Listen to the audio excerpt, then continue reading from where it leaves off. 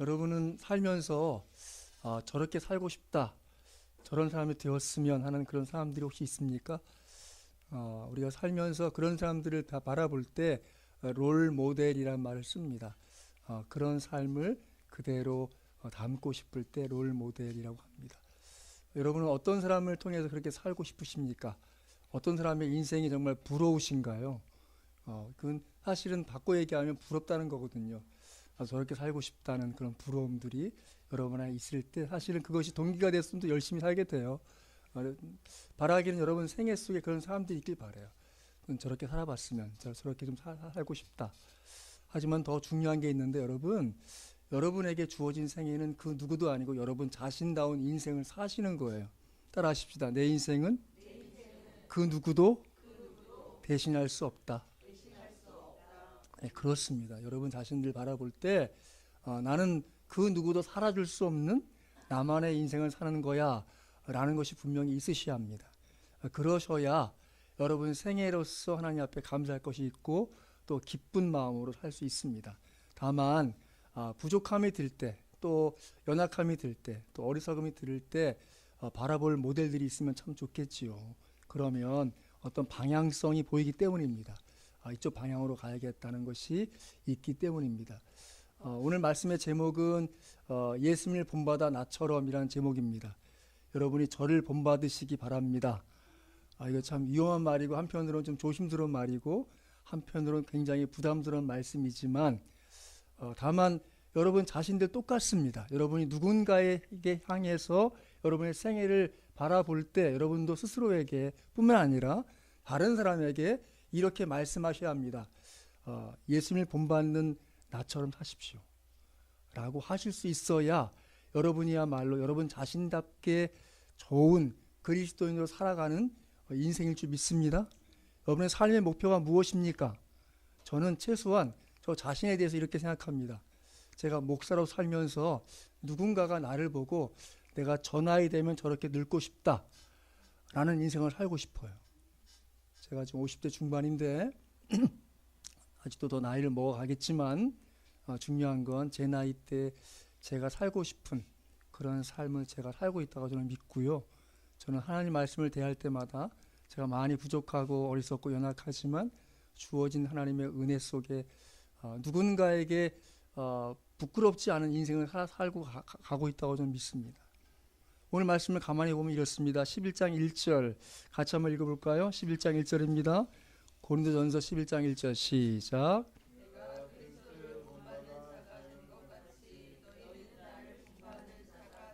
아멘.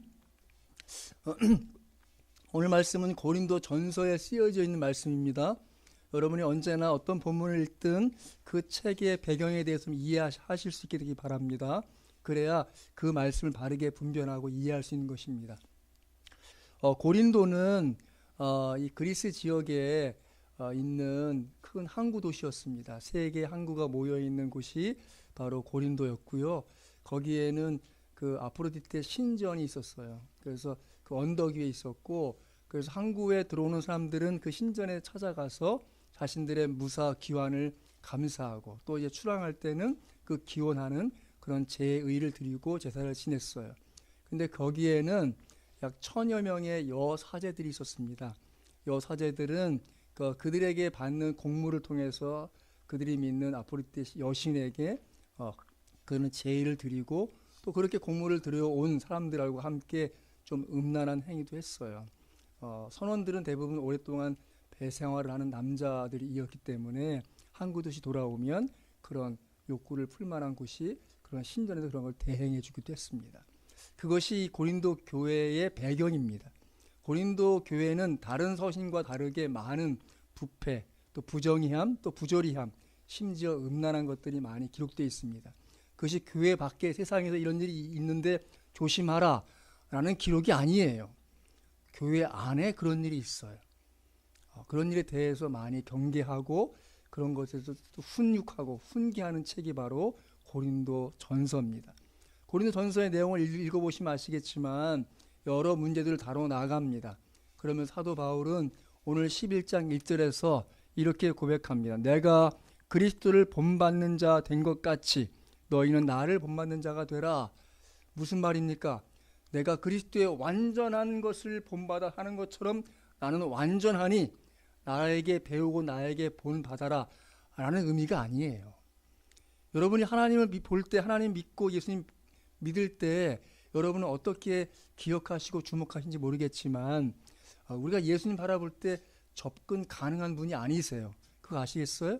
그분은 어마어마하게 위대하신 분이세요. 그분은 창조 이전에 존재하셨고 그분은 하나님의 때가 되매 이 땅에 아기로 오셨고 30년의 인간 생애를 하시다가 3년의 공생애를 통해서 인류 구원 사업을 완성하시고 죽으실 뿐 아니라 부활해 주셔서 승천하시면서 겨우 12명의 제자를 남겼어요.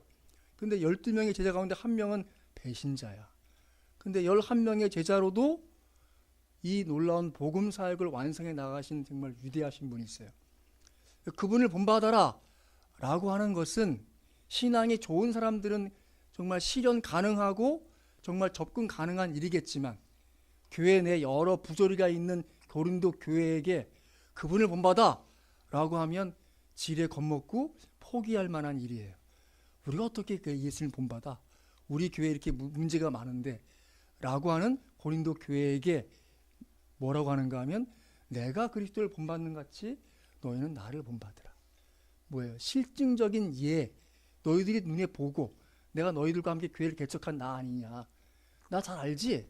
내가 한 것만큼이라도 좀 한번 해봐 라고 하는 면에서 지금 본받으라고 하고 있는 거예요. 무슨 말이냐 하면 여러분도 저도 다 똑같아요. 누군가에게 본이 될 만한 접근 가능한 삶의 그리스도인의 삶을 사는 존재인 줄 믿습니다. 따라하십시다. 나는 누군가에게 그리스도의 본을 따라가는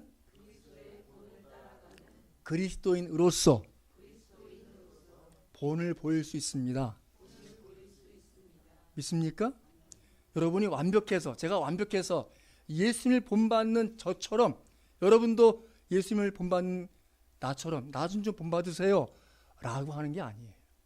다만 내 삶의 기준과 방향과 목적은 그리스도께 있습니다.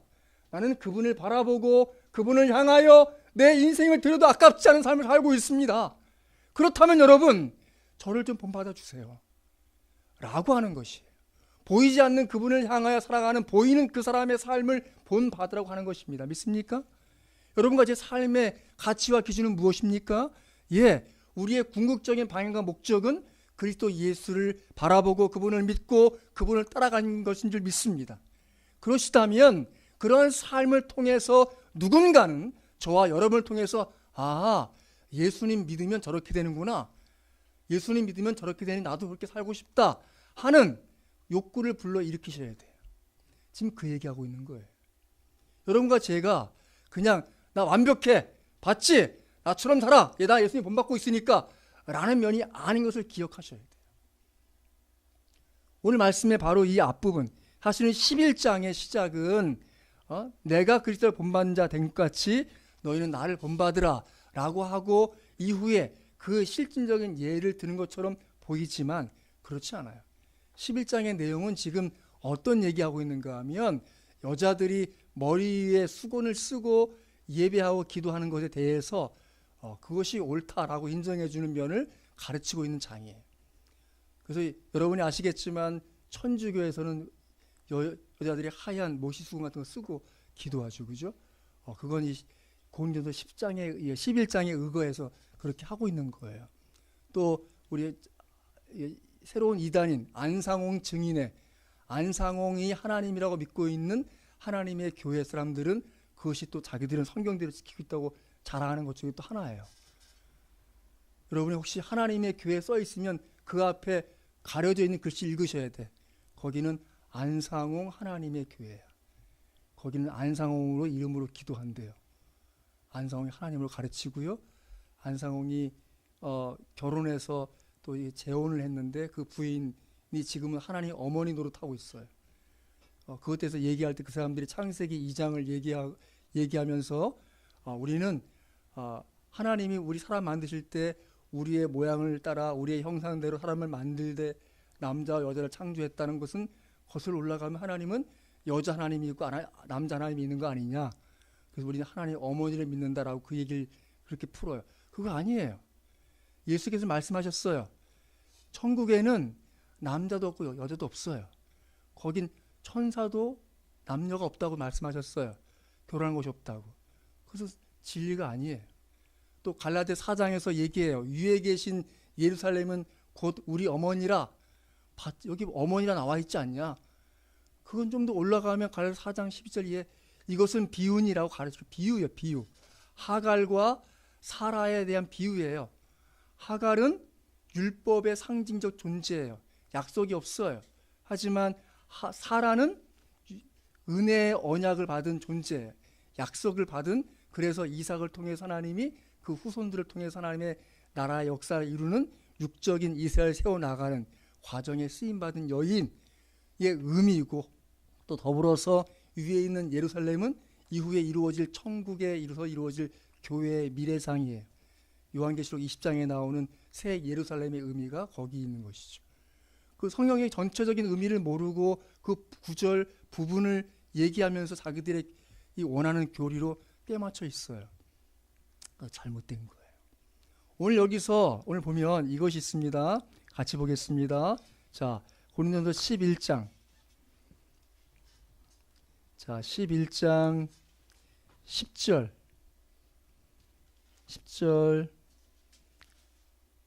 같이 한번 읽습니다. 시작. 그러므로 여자는 천사들로 말미암아 권세 아래에 있는 표를 그 머리에 둘지니라.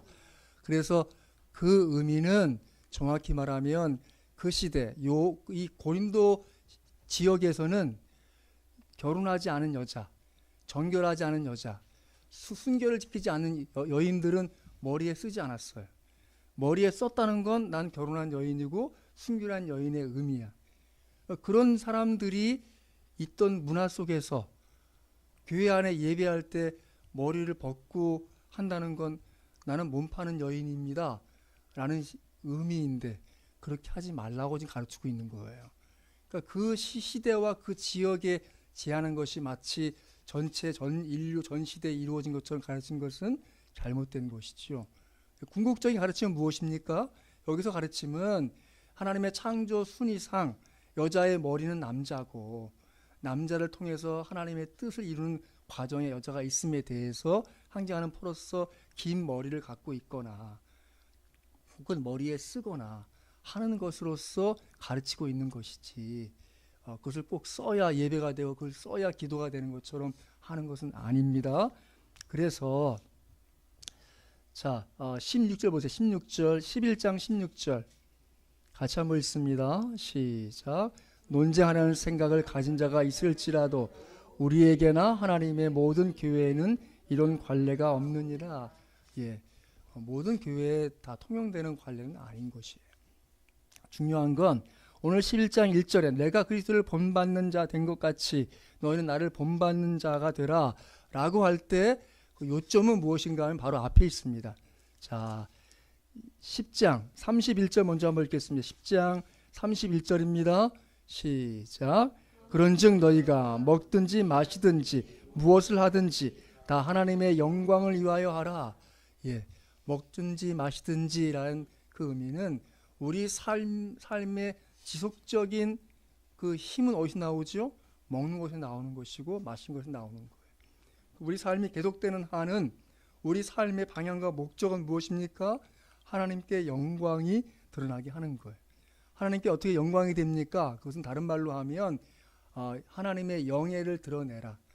하나님이 욕되게 하지 마라. 하나님께 칭찬되게 하라는 의미예요. 그러니까 내가 어떤 일을 하든 그것이 하나님께 칭찬이 될 만한, 내가 예수 믿는 사람으로서 목사로서 내가 어떤 일을 하면 그것이 나의 칭찬입니까?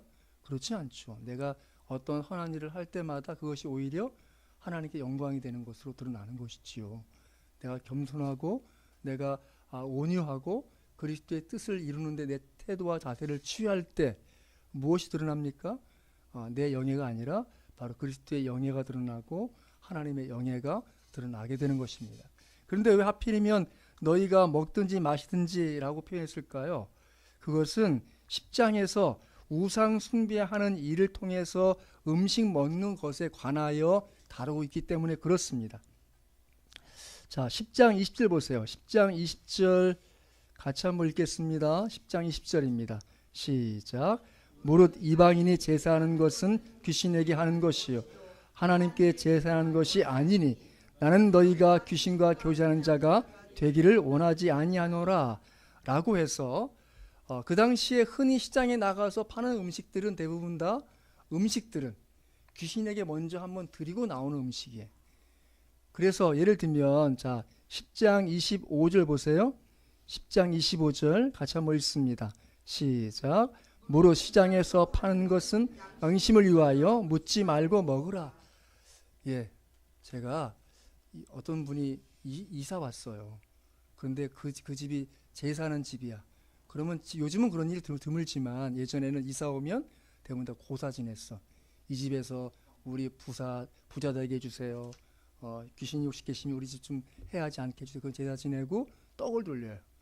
그럼 떡 가져오면 이거 제사 지낸 거야 안 지낸 거요? 라고 물어보지 말고 그냥 받아 먹으라는 거예요. 에? 그거 굳이 따져가면서 이거 그 집 불교 집안인데 혹시 이게 불당했던 거 아니요? 라고 하지 말고 예 고맙습니다. 잘 먹겠습니다 하고 그냥 먹으라는 거예요. 그것까지 문제 삼지 말라는 거예요. 다만 그 다음 보시면 자 27절 보세요. 27절 자 28절 같이 한번 있습니다. 27, 8절 시작. 불신자 중 누가 너희를 청할 때에 너희가 가고자 하거든 너희 앞에 차려놓은 것은 무엇이든지 양심을 위하여 묻지 말고 먹으라. 누가 너희에게 이것이 재물이라 말하거든 알게 한 자와 그 양심을 위하여 먹지 말라. 예. 그 집 갔더니 그 집이 그 아버지 기일이라고 제사를 지내서 내가 알아. 근데 음식을 차려왔는데 얘기하지 않으면 그냥 먹으라는 거예요. 근데 내놓으면서 이거 우리 아버지 저 제사 지내고 나온 음식이에요. 그러면 그 사람 위해서 먹지 말라는 거예요. 그 사람 위해서. 왜죠? 그 사람이 예수 믿는 사람들은 그냥 우상에서 제물 지내고 제사 지내고 막 먹어도 되는가 보다 라고 그릇되이 배우고 그 양심이 더럽힐까 봐. 그게 아니고 내가 하나님 믿는 사람으로서 이 천지 만물을 주관하신 하나님이 우리 주 예수 그리스도를 보내주셔서 우리가 구원받은 백성입니다. 그렇기 때문에 나는 우상에게 절하지 않고 우상에 절한 것을 먹지 않습니다. 라는 삶의 가치가 내게 있기 때문에 그것을 그냥 내오면 내가 알아도 모른 척하고 먹어주라는 거예요. 그 사람도 차릴 게 없으니까 그거 그냥 내놓은 거 아니겠어요? 그러면 근데 혹시 예수 믿으세요? 이거 제사 지낸 건데 먹어도 되겠어요? 라고 물으면 예 고맙습니다. 제가 제사 지낸 음식 안 먹습니다. 안 지낸 거 있으면 주시죠. 음식을 차린 것도 있고 안 차린 것도 있거든요. 그럼 그걸 청해서 먹으라는 거예요. 왜죠? 나 때문이 아니고 그 사람을 위해서. 지금 뭐 하는 거예요? 따라 합시다. 내 유익이 아니라 남의 유익을 위해서. 여러분 기억할 것은 지금 이 10장이 끝나고 11장이 시작할 때 11장의 1절은 11장을 시작하면서 뭔가 서두에 꺼낸 것이 아니라 10장을 마무리하고 11장을 시작하기 위해서 11장 1절이 있는 거예요. 그러니까 내가 그리스도를 본받는 것 같이 너희는 나를 본받으라. 왜? 바로 이 앞에 이야기하기 위해서. 어떤 얘기냐? 자, 10장 24절 보세요. 10장 23, 4절 읽습니다. 10장 23, 4절 시작. 모든 것이 가하나 모든 것이 유익한 것이 아니요 모든 것이 가하나 모든 것이 덕을 세우는 것은 아니니 누구든지 자기의 유익을 구하지 말고 남의 유익을 구하라. 아멘. 여러분 우리는 제사 지내는 음식 먹는다고 해가 돼요? 독이 돼요? 그렇지 않아요. 그건 중요한 게 아니에요. 왜냐하면 모든 음식은 하나님이 주신 거예요. 예? 그래서 그걸 먹는 거예요. 그건 죄가 되는 게 아니에요. 중요한 것은 그 내가 먹는 것 때문에 누군가가 양심의 걸림돌이 되고 어려움이 될까 봐 먹지 않는 거예요. 그 기준이 뭐예요? 누구든지 자기 유익을 구하지 말고 남의 유익을 구하라는 거예요. 심지어 사도 바울은 이렇게 고백합니다. 자, 8장 보세요. 8장. 자, 8장. 자, 9절, 자, 8절 9절 봅니다. 8절 9절. 자, 8절 9절입니다. 같이 한번 읽습니다. 시작. 음식은 우리를 하나님 앞에 내세우지 못하나니 우리가 먹지 않는다고 해서 더 못 사는 것도 아니고 먹는다고 해서 더 잘 사는 것도 아니니라. 그런즉 너희의 자유가 믿음이 약한 자들에게 걸려 넘어지지 하는 것이 되지 않도록 조심하라. 예. 먹고 못 먹고가 중요한 게 아닌 거예요. 누가 넘어질까 안 넘어질까 생각하면서 먹고 마신다는 거죠. 그래서 심지어 사도 바울은 이렇게 고백합니다. 8장 13절 보세요. 8장 13절입니다. 같이 읽습니다. 시작. 그러므로 만일 음식이 내 형제를 실족하게 한다면 나는 영원히 고기를 먹지 아니하여 내 형제를 실족하지 않게 하리라. 그렇습니다. 일부 이 예수 믿는 사람들 중에 돼지고기 안 먹는 사람이 있어요. 토끼고기 안 먹고요. 오리고기 안 먹고요. 그거 왜 안 먹냐? 구약에 그거 금시된 음식이야. 나 안 먹어. 이래. 그건 신약적 믿음으로는 잘못된 거예요. 신약적 믿음으로는 모든 것은 강한 거예요. 다만 내가 먹는 것 때문에 누군가가 실족한다면 먹지 않는 것이 옳다는 거예요. 사도 바울이 고기를 싫어해서 안 먹겠다는 것이 아니라 내가 고기 먹는 것 때문에 누군가 실족한다면 안 먹겠다는 거예요. 무슨 의미가 있어요? 따라합시다. 내 유익이 아니라 다른 사람의 유익을 생각하고 먹습니다. 그래서 먹든지 마시든지. 그래서 자 9장을 보세요. 자 9장 오후에 말씀을 살펴보겠지만 9장 18절 19절 보세요. 9장 18절 19절 같이 한번 읽습니다. 시작. 그런즉 내 상이 무엇이냐? 내 복음을 전할 때에 값없이 전하고 복음으로 말미암아 내게 있는 권리를 다 쓰지 아니하는 이것이로다. 내가 모든 사람에게서 자유로우나 스스로 모든 사람에게 종이 된 것은 더 많은 사람을 얻고자 함이라. 아멘. 권리가 있지만 다 쓰지 마세요. 오후 설교 제목이에요. 예? 근데 사도 바울이 지금 어떤 여러 가지 권리를 얘기해 오후에 볼 건데 그 권리를 다 쓰지 않는 이유가 무엇인가 하면 모든 사람에게 자유로우나 모든 사람에게 종이 된 것은 더 많은 사람을 얻고자 함이라. 방향이 뭐예요? 예, 내가 살아가는 삶의 목적과 이유는 그리스도를 위하여 그리스도를 본받아 사는 것이에요. 근데 그리스도는 왜 이 땅에 사셨습니까? 그리스도는 이 땅에 왜 오셨습니까? 그렇죠. 그분은 구원의 역사를 이루시기 위해서 오셨어요. 그분은 3년이나 이 땅에서 공생에 사시면서 하나님의 아들로서 이 세상의 모든 것을 주관하시는 왕으로서의 대접을 받아야 되는 불구하고 그 대접을 받지 못하셨어요. 하지만 그분은 그분의 길을 걸어가셨어요. 왜죠? 구원의 역사를 이루시기 위해서. 그 그리스도를 본받는 사도 바울이 말합니다. 너희는 먹든지 마시든지 무엇을 하든지 하나님의 영광을 위하여 하라. 왜죠? 예. 왜 고기를 안 먹습니까? 왜 모든 그 자유를 다 누리지 않고 그걸 제한하고 하지 않습니까? 왜죠? 예. 모든 사람의 종이 된 이유가 무엇입니까? 바로 다른 사람의 구원을 위해서 그렇게 그리스도를 본받았고 그렇게 너희는 나를 본받으라고 말하고 있는 거예요. 믿습니까? 우리의 삶의 방향이 무엇이에요? 제가 완벽해서 예수님을 본받는 나처럼 여러분 나를 본받으세요 라는 게 아니라고 말씀드렸습니다. 무엇인가 하면 바로 자기 유익을 구하지 않는 삶을 드러내서 말씀하고 있는 거예요. 내가 여전히 내 유익을 먼저 우선해서 내 감정을 우선해서 내 생각을 우선해서 내가 하고 싶은 것을 우선해서 선택하지 않는 그 이유는 무엇입니까? 예, 그것을 통해서만이 그리스도를 본받는 삶이 드러나기 때문이에요. 여러분과 제가 어떤 일을 행할 때마다 기억할 것은 모든 사람을 얻고자 했던 사도 바울처럼 나도 그리스도를 본받는 나라면 나도 내 삶을 통해서 누군가가 구원의 길에 이를 수 있도록 살아가야 하겠다라는 결심이 있을 줄 믿습니다. 그것이야말로 그리스도를 본받는 것이고 그것이야말로 그리스도를 본받는 나처럼 여러분 나를 본받으세요 라는 것이 삶의 말씀이 이루어지는 것입니다. 그런 삶은 그런즉 먹든지 마시든지 무엇을 하든지 하나님의 영광을 위하여 하라는 삶을 살아가는 사람입니다. 믿습니까?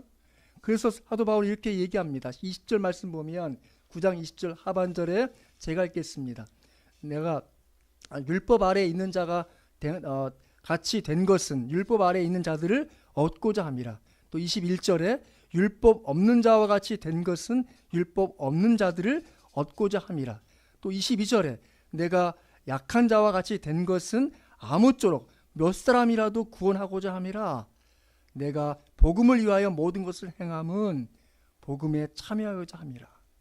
결국 예수 그리스도의 복음이 나를 통해도 온전히 증거되길 바라는 그 삶의 선택과 결정을 해 나가는 그 삶을 본받으라고 하는 것인 줄 믿으시기 바랍니다.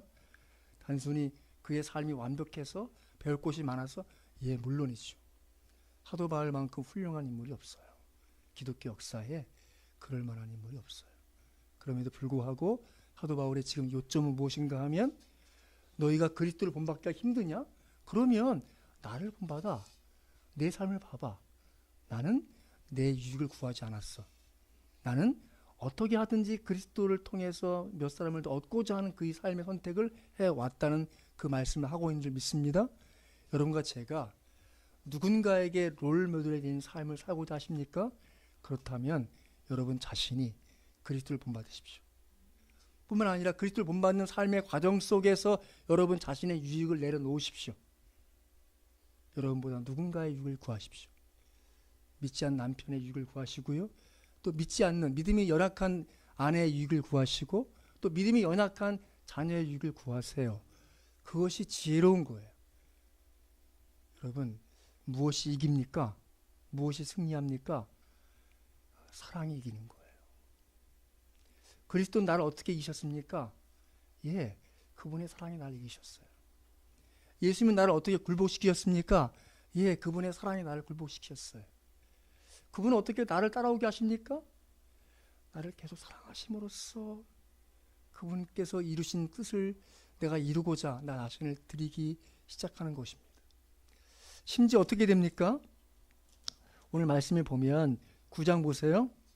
9장 26절 27절 9장 26절 27절 같이 한번 읽습니다. 시작. 그러므로 나는 다름질하기를 향방 없이 같이 아니하고 싸우기를 허공친 것 같이 아니하며 내가 내 몸을 쳐 복종하게 함은 내가 남에게 전파된 후에 자신이 도리어 버림을 당할까 두려워함이로다. 아멘. 그렇습니다. 심지어 자신 육신적 요구까지도 포기하고 그를 복종하고 그리스도의 뜻이 이루어지는 방향에 굴복시켰다는 것이 오늘 말씀의 26절에 다름질하기를 향방 없는 것 같이 아니하고 라는 말의 의미가 뭐냐 하면 방향이 뚜렷하다는 거예요. 그 방향은 뭐지요? 따라하십시다. 그리스도를 본받기 위하여 그 방향을 따라가는 거예요.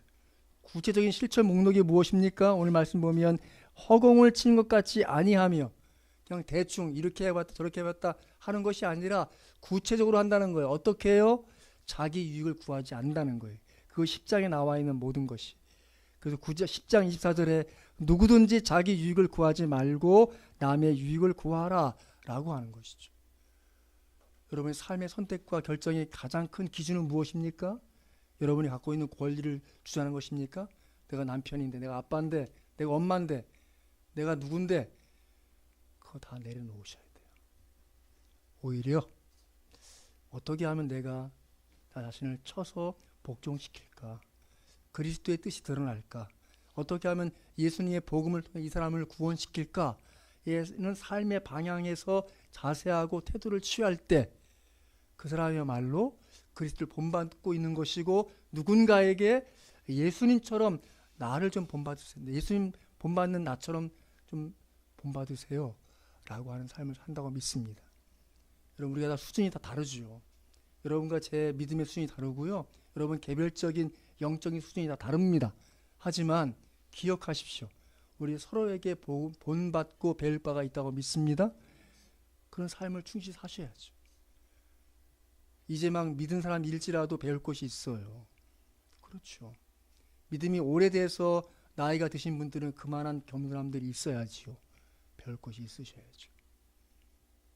여러분과 제가 누군가에게 조금 더 당당하게 내세울 만한 것이 있다면 전 이것이었으면 좋겠습니다. 내가 그리스도를 본받는 것 같이 너희는 나를 본받으라. 그 가장 첫 번째 가치 기준이 뭐라고 했습니까? 자기 유익을 구하지 않는 것입니다. 다른 사람의 유익을 구하는 것입니다. 왜 그래야겠습니까? 예, 그 과정을 통해서 누군가가 예수님 앞으로 주 예수의 복음을 듣는, 십자가의 은혜를 깨닫는, 부활의 생명을 받는, 하나님의 언약에 동참하는 그 은혜를 누릴 수 있다고 저는 믿습니다. 그러시다면 이 말씀을 마음에 새기십시오. 다시 한번 11장 1절 읽어볼까요? 자, 11장 1절입니다. 시작. 내가 그리스도를 본받는 자가 된 것 같이 너희는 나를 본받는 자가 되라. 그래서 그 복음의 과정에서 32절 보면 하나님의 교회나 거치는 자가 되지 말고 어떤 일을 할 때 여러분이 어떤 의견을 모으고 하나님의 일을 동참해 나갈 때 좀 참여하는 사람이 되시기 바랍니다. 예를 들자면 이런 거죠. 별거 아니지만 우리가 지난번에 주님의 교회 도배하고 장판하는 일을 좀 협력했어요. 여러분 좀 참여해 도웁시다 라고 했어요. 근데 그런 일에 여러분 생각할 때 그 큰 금액 어떻게 도울까 하지 마시고 나는 100원밖에 할 수 없다 하면 100원 하셔야 돼요. 난 10원이라도 해야지 그거 참 귀한 거예요. 나는 1000원만큼은 해야지. 예, 고맙습니다. 참여하려고 애를 쓰셔야 돼. 거치는 자 그까짓 건 뭐하러 한대요. 우리가 돈이 내가 얼마 있다고 하겠어요. 만약에 1000원 모으는데 난 10원 그 10원 뭔 도움이 되려나 하지 않는 것은 그러면 어떻게 될까요? 결론적으로는 1000원 모으는데 990원밖에 안 모이는 거예요. 누군가는 5,000원 할 수 있다면 5,000원 하셔야죠. 그런데 나는 돈이 없으니까 못해 하고 아예 안 하는 것보다는 1000원만이라도 단돈 100원만이라도 하시는 게 거치는 자가 되지 않는 거예요. 교회 일을 할 때 여러분 어떤 일을 하든지 우리 협력합시다 하면 그 일에 나는 없는데 뭐래 하지 마시고 이번 주 버스 한 번 안 타고 한 정거장은 걸어가야겠다 하시는 그 믿음으로 1200원 버스비 하시는 게 지혜로운 거예요. 그거 받은 사람들이 감격해요. 그 주님의 교회 목사님 저한테 문자 왔어요. 목사님 이 은혜는 평생 잊지 않겠습니다. 정말 고맙습니다. 정말 때에 맞는 도움이었습니다. 제가 문자를 뭐라고 보냈는가 하면 아마 곧 잊어버리게 될 겁니다. 잊어버리십시오. 저도 그랬습니다. 제가 2002년도에 어쨌든 덜커덕 암 진단 받고 나니까 지금과 다르게 그때는 본인이 이 의료비 한 80% 이상을 냈어야 돼. 암 진단 받아도 그때는 그랬어요. 저 아는 분 다 물어보는 거야. 암보험은 들었나? 보험 혹시 있어? 그 개척해서 이제 겨우 1년 반 지나서 뭔 돈이 있겠어요. 그냥 하루하루 먹고 사는 게 힘든 그 시절이었는데. 근데 11월 달 어느 날 전화가 왔어요. 월요일 날. 그 김만천 전사님인가요? 그래서 예. 저 서울의 어느 교회 목사인데 저희 집사람하고 저희 교회 재무부장하고 같이 좀 방문하려고 합니다. 그래서 왜요? 그랬더니 제가 전사님 기사를 보고 한번 좀 만나보고 싶어 그렇습니다. 그래서 예. 그리고 찾아오셔서 저희 집으로. 그 정말 목사님 사모님 재정부장 하신 여자 집사님 오셨어요. 하시는 말씀을 저희 교회 이번에 추수감사원금 모았는데 이거 어디에 쓸까 상의하다가 전사님 생각이 나서 상의했더니 한번 가서 확인하고 드리지요 목사님. 그 재정부장도 그렇고 교회 집사들이 그랬다는 거예요. 찾아오신 거예요. 그 주보를 보여주시고 내가 서울에 이 교회 목회한다고 하면서 120 얼마를 주셨어요. 제가 그때 이 은혜 꼭 갚겠습니다. 아니에요. 그냥 같이 기도 한번 하시죠 하고 기도하고 올라가셨어요. 제가 잊어버렸어요. 제가 그 기억이 난 거예요. 그래서 목사님도 잊어버릴 거니까 걱정하지 말라고. 그거 어디 갚아야 되는데 목사님께서 우리한테 갚지 말고 다른 교회 흘려보내시라고. 그러시면 된다. 그렇게 말씀드렸어요. 제가 지금 뭐 한 겁니까? 우리 교회의 유익을 구하지 않은 거예요, 여러분. 여러분, 한국 교회가 왜 문제일까요? 예, 왜 지탄받습니까?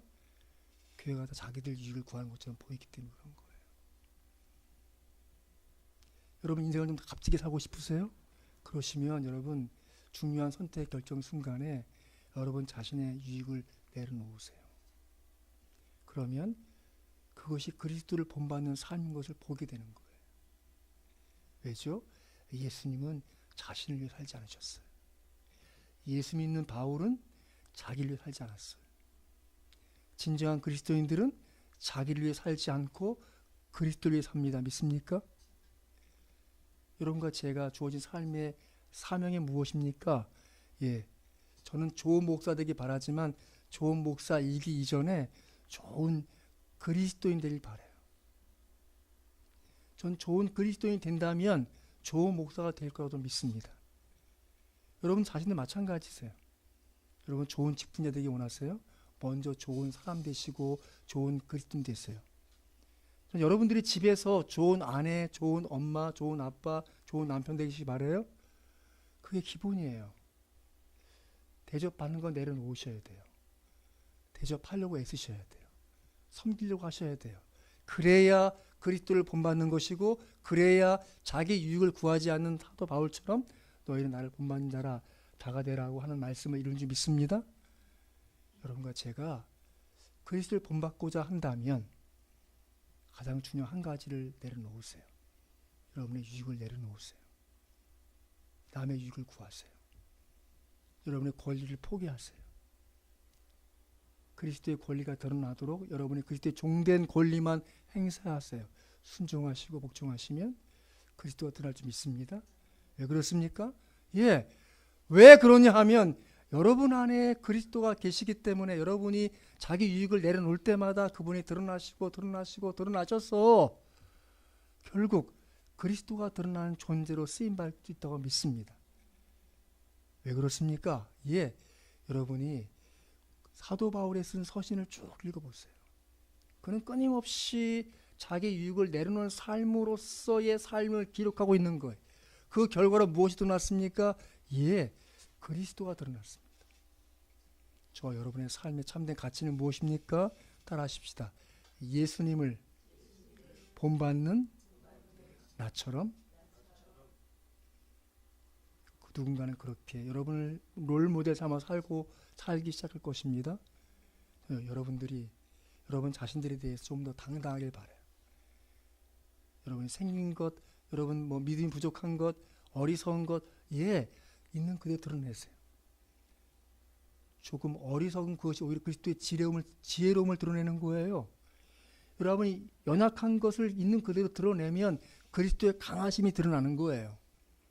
여러분이 부족함을 있는 그대로 드러낼 때 하나님의 그 온전한 공급하심을 볼 수 있는 거예요. 여러분 자신의 유익을 내려놓으면 놓을수록 그리스도의 유익이 드러나고 다른 사람을 유익하게 될 줄 믿습니다. 우리 교회가 그렇게 이 지역에서 우리 교회의 유익을 위하는 교회가 아니라 다른 교회의 유익을 위하고 다른 사람들의 유익을 구하는 교회로 이 시대 가운데, 이 지역 가운데 쓰임받기를 간절히 바랍니다. 그런 사람들이 우리인 줄 믿습니다. 그렇기 때문에 우리는 다 다른 사람에게 얘기할 수 있겠죠. 예수님을 본받는 나처럼 여러분들 그렇게 사십시오 라고 할 수 있다고 믿습니다. 2019년 바라보시면서 여러분의 마음의 꿈을 꾸세요. 나는 그리스도를 본받으리라, 누군가 내 삶을 본받으리라 라고 기대하시고 소망하세요. 여러분의 인생을 축복합니다. 여러분의 가정을 축복합니다. 우리 교회를 통해 하나님 일하시길 간절히 바랍니다.